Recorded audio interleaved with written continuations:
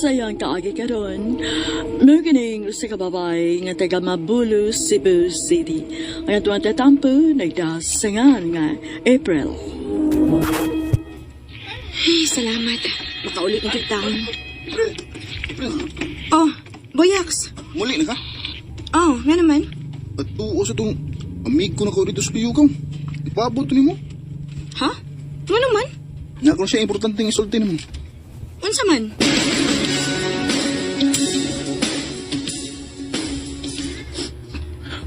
Pero, kuan kining, Ganina ragi ka nagsigikingon og kuan. Padayon na ako no na, Bi. Unsa na ba?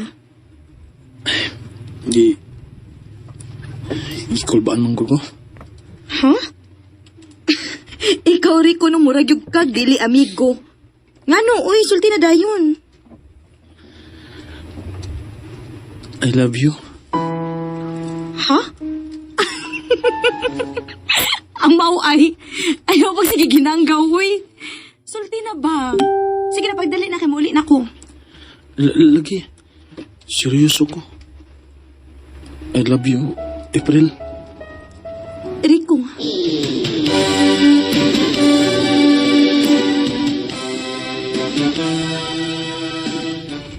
Anya, neon sa man ka? Wa na ko makatingog dayo, uy.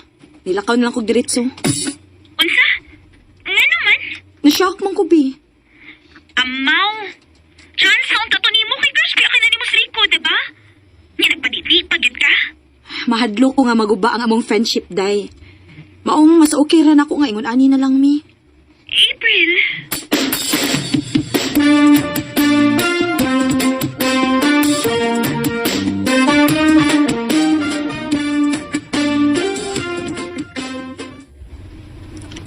Love ka tika, April. Love man sa tika, Rico. So, kita na? Uyab na ta? Uyab na ta. Mau ba? Pwede ba kung makiis ni mo? Ha? Kiss? Sige na. Sige, good. Hoy, April! Day? Naunsa ka diha, uy? Nagkinuktok man kanya, kalit man lang nagbudlot ng simod di mo. Ha? Oy, nag-daydream na sad ka, no? Ang mahugid ka, uy. Sugta na lagi na si Rico. Para dili ka mag-daydream na kutob. Sige ka. Mo-graduate na beta hapit. Basig magbahay ka. Day.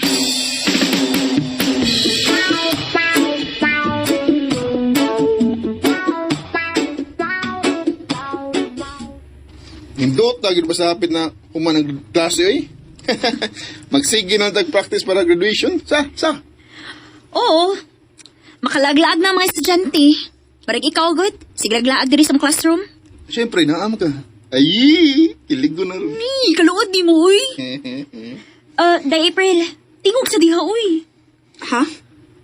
Di na lang tamo sa mukon, good.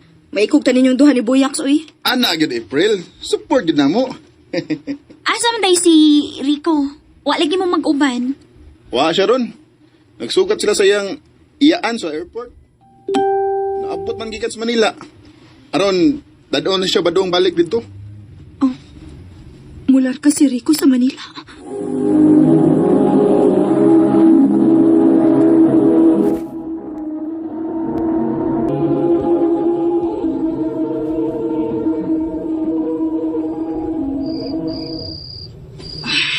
Hindi mo ako makatulog, uy. Rico, pakatulgan ako. Pahawa na sa kong una-una. April, naunsa man ka? Di ba ka mahimot kang diha? Katog na ko no. Graduation na ba ni buong ma? Oo, ma. Graduation na mo, ugma. Ugma o na katapos ang higayon nga makita na ko si Rico.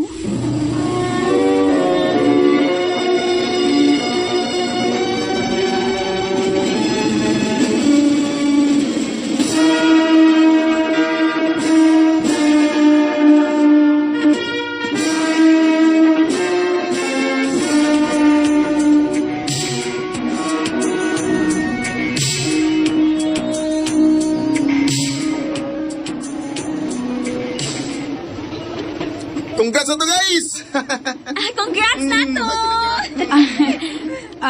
Boyax, si Rico. Ha? Kuha na. Nag-apa sila silang flight. Kinagpaabot ng imong mga paryente dito sa ato. Oh, ma.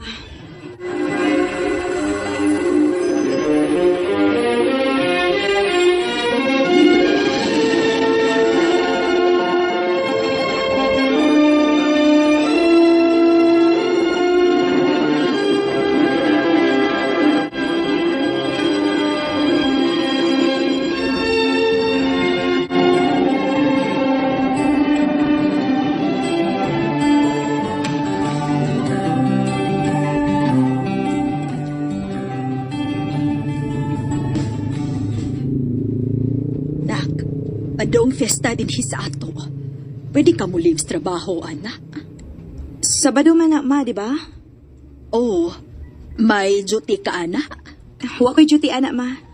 Ay, salamat. Naagid ay makatabang-tabang na kugloto din he. Ay, ubay-ubay rabat ang bisita, anak. Sige, ma. Tabangan ti ka, anak.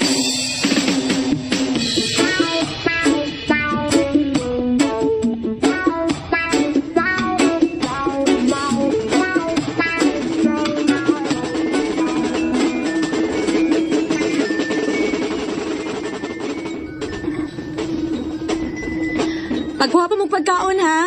Napay daghan dito.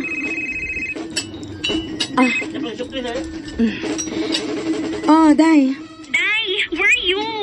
Nga ako sa mo. Dili na ka busy? Ori sa talong buyok, free. Ha? Nari ka di, ha? Nga naman. Basta, alin na dayon?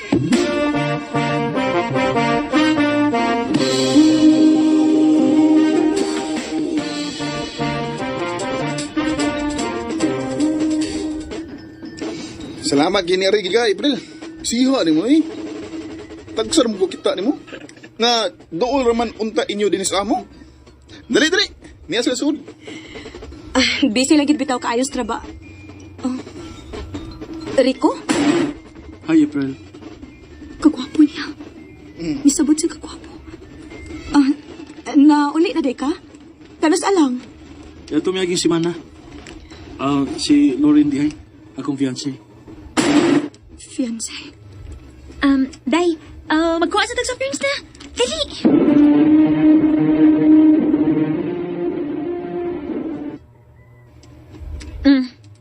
Inom sa Dili ko ng soft drinks. Beer ako. Ha? Abi na kung dili ka mo inom. Puslan man. Dali.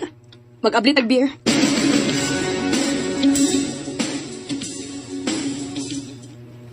Guys, ay mo palakaw ha. Kamu nilay nahibili namong bisita. Nya, tagsarbe kita makita ninyo. Muna lang may bay kay ako panghihatod si Lauren sa ila. Mau babay? Sige, sige. Tinan kong pugong ninyo. Ikaw, April. Anyan ako. Magtagay pa ta. Paulian ang gustong manguli. Sige! Asang baso?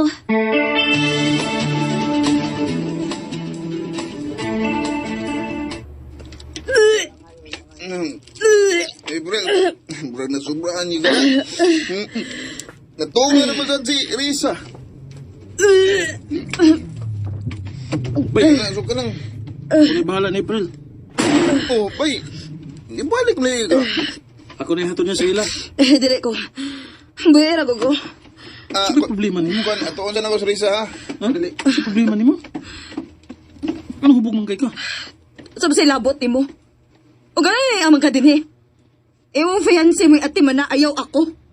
April, dili man ni mo uyak kung nailhan ni mo. Di man kaingon ini sa una. Gano'n, Rico? Nagtuo ka nga sud sa unom ka tuig way mausab. April, Nausab na ko, Rico. Ikaw nausab na sad ka. Ang wa lang yun mausab kay kaning litche na kong feelings para nimo. unsa? Sud sa unong ka tuig. Ako nang giluom-luom mga kong feelings para nimo, Rico. Kay baho kang gado? Kay mahadlok ko. Mahadlok ko nga kung dili mo work ka tong relasyon, mawa na hinuon ka na ako. Maong mas gipili na ako nga magpabilin ang atong friendship. April, Pero ang nakasakit kay nawa ang atong friendship, Rico. Nawa ka na ako. Dugay na kay ko gusto mo sulti mo I love you too. Pero, ano ako pamaligi sulti mo karon eh. Sa una pa unta. Bugo biyan ako. Ay, ikaw. Ay, payo naman ka. Kaslo nun naman gani na ka. Congrats, Rico. Og hangyo lang nako. Ayaw kong imbitara sa imong kasal. Kay dili na nako kaya ang kasakit. Ayaw nagbalik sa kong kinabuhi, Rico. April.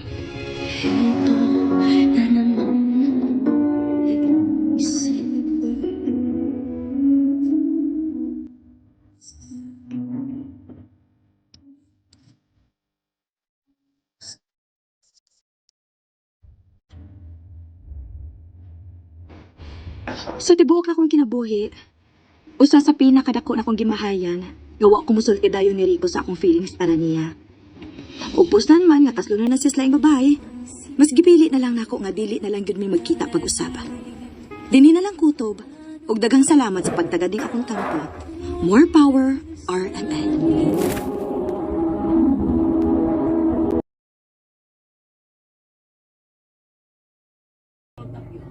And ayan guys, nandun ka na to no, ang laing episode karong adlaw dali sa tong paboritong handumanan sa usa ka awit.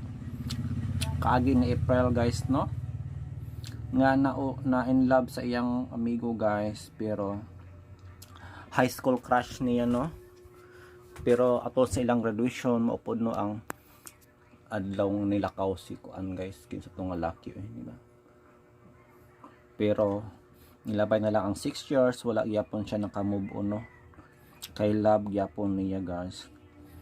No, lisod man gud makalimtan no ang first love nimo. Kay matud pa biya sa kanta, first love never dies. Di ba? Mutuo ba mo ana guys? First love never dies. Mutuo jud ko ana guys. Pero lagi kay 6 years is 6 years. Grabe ka dugay guys no. Og daghan na gyud ang nausab guys no. Ang lalaki nakauyab na og minyoonon na siya.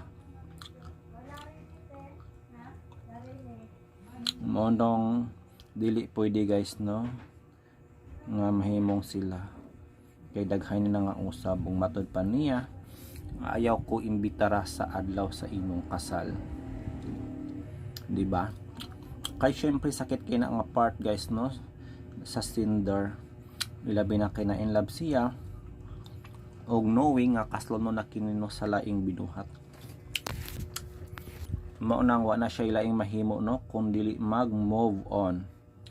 Og past is past and past is never returns. Di ba? So isipon na lang niya nga party na siya no sa iyang kagahapon. Imagine po guys no, sa 6 years wala sila communication. Kung bag-o lang nila hitabo no, 6 years ago is man 2014, so uso naman ang social media ng mga panahon na. Bisan pa man ang textmate, di ba? Wala na siya ng ngayog number. Wala siya contact number no. Maunang nawala na sa communication guys. Pero wa man yun nagdahang ang laki no, nga maibog ang mabain niya.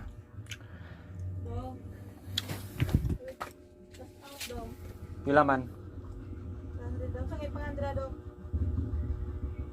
Sa? Wi-Fi. I-on pa na akong hotspot.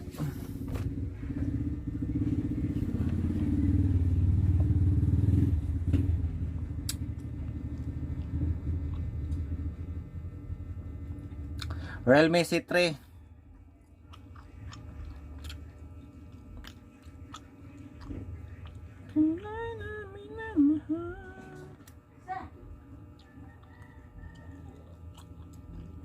Guys, matod pa dere sa vlog guys oh. Gladys Guevara, hito na pala siya ngayon matapos siyang ma-scam. Gladys Guevara mo ba rin nagkanta sa kuan? Sasakyan kita or si Kibrosas? Sasakyan kita sa lahat ng gusto. Kibrosas mo ko rin nagkanta ato. Na-scam dahil ni si Gladys Guevara. Diba taod-taod po ni siya nawala guys na? Og nahima maning housemate ni Kuya. Itong tanawon ba kung unsang paagya siya na scam. Ug unsa na iyang kinabuhi karon. Napatunayan niya ang kanyang kakayahan, hindi lamang sa pagpapatawa, kundi pati na rin sa pag-awit at pag-arte. Pangalan eh. Hindi na, Chochay? Iyo ko na sir. Ano Kasi lang? pag sabi nagpupunta ng abridged social daw. Nagsimula siyang makilala bilang isa sa mga pinaka-energetic na personalidad sa noontime show na Eat Bulaga, kung saan ang kanyang likas na karisma, galing sa pagpapatawa at husay sa impersonation ay naging paborito ng masa.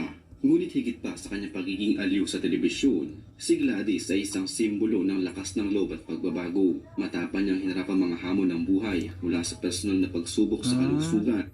Kinamdam bitaw ko niya guys. Kinamdam ko ni Gladys Guevara no, nahimo ni siyang host sa Eat Bulaga. Dugay naman yun, 2009, pamanggurot ng mga panahon na. Mga panlipunan hanggang sa muling pagbubuo ng sarili bilang negosyante at content creator.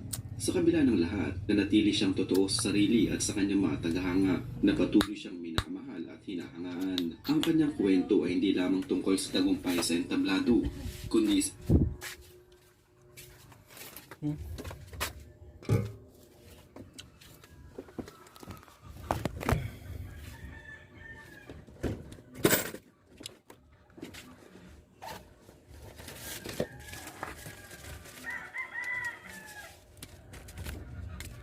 Pila charge? 10. 15? 10. 10?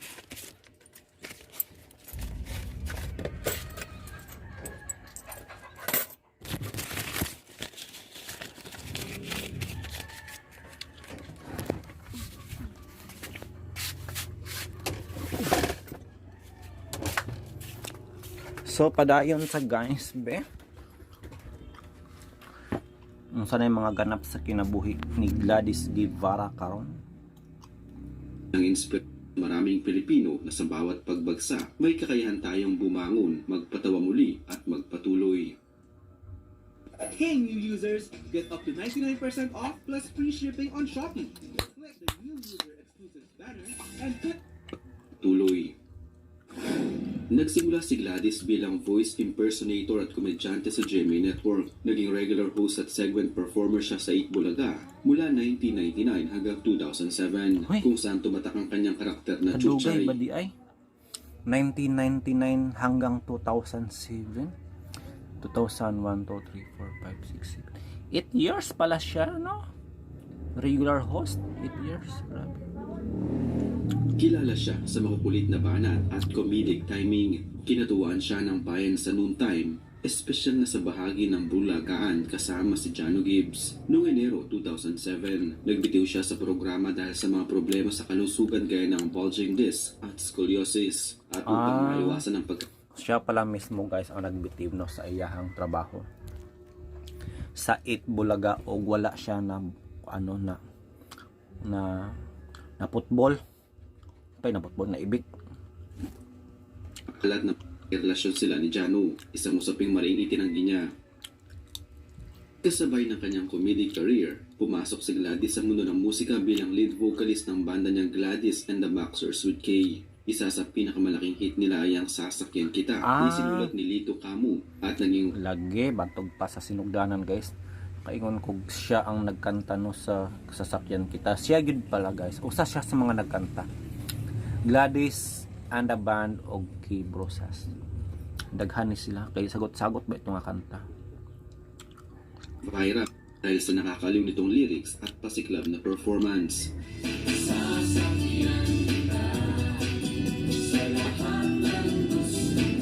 Noong 2004, nagpahayag siya ng pag-alis sa kanyang banda upang pagtunan ng solo career. Bagamat sinabi niyang bukas pa rin siya sumali sa mga special shows or corporate gigs kasama sila. Mahal ang kanyang damdamin sa banda. Binanggit ang pundasyon ng pagkakaibigan at kaligayahan kasama sina Kakay Brosas Daniel Ardizabal, Chris Samonte at iba pa. So di nato ng tiwason guys, kay taas-taas man gud siya nga vlog no.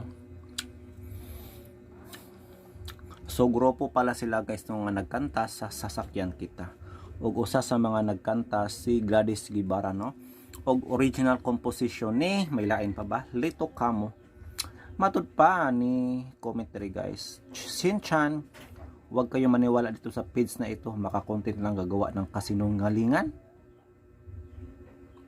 Ay, kasinungalingan pa nga content, hindi ko ganahan no. Tungod ani bitaw maglagot ko sa iyang mga title guys kay grabe ka misleading no. Misleading og murag clickbait. Clickbait siya. Ang i-report ni nga page ay. Gladys Guevara ito na pala siya matapos siyang ma-scam ng kanyang boyfriend. Nya na-scam na guys, 9,000 pesos lang ang kantidad. 9,100 umiyak na siya. Ano ba talaga sa bani oy? Tinangay ang 9K. Mahilig kasi mang-iwan yan sa ere. Ha? 9,100 ganyan kahirap pa si Gladys. Iniyakan niya yon. 9K nagkasuhan na, mas mahal pa sa gastuin sa lawyers. Mugan hindi ko ganahan ni nga content po guys, pero ngano mo gawas mo pop up gini sa akong paano screen. Daghan ra ba sila views guys? 132,000, grabe na nga views eh. Suda kinakwaon. Sama na to guys, diri magtapos ang atong outro. Thank you so much kung niabot ka up to this part. Ug kasalukuyan pa ko nag-upload guys sa drama nga Kini ang Akong Solirano for today's episode. Thank you guys.